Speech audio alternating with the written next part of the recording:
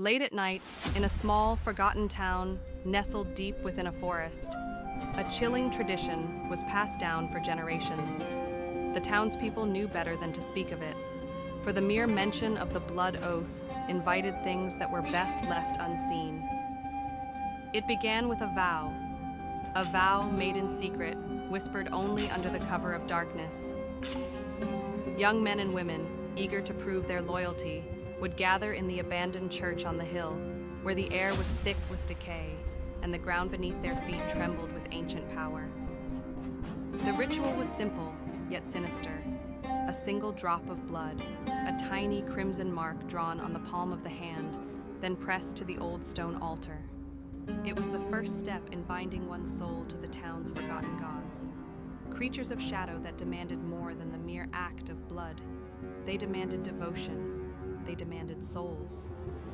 Maggie, an outsider new to the town, had heard rumors of this practice and dismissed them as mere superstition.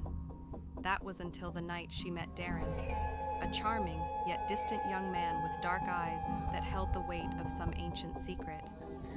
He told her about the oath. "You don't have to do it, Maggie," Darren warned. "But if you don't, you'll never truly belong here."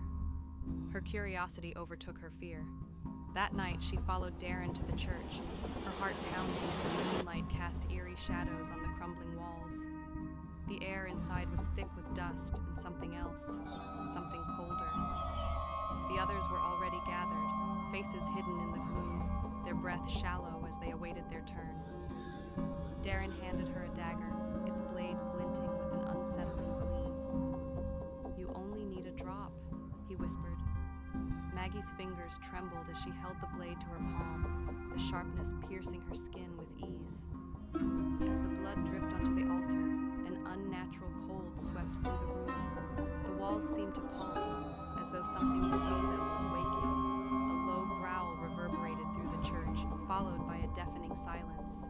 The shadows seemed to grow longer, twisting and writhing, reaching toward her. Maggie's vision blurred, and in the corner of her eye, she saw them.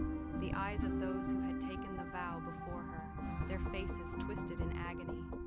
They hadn't left. They were still there, their souls trapped in the grip of something far darker than they ever imagined. Suddenly, Darren's voice cut through the tension. "You're bound now. We all are." Maggie tried to scream, but no sound came out. The shadows closed in, and the altar cracked open, revealing a void of inky blackness.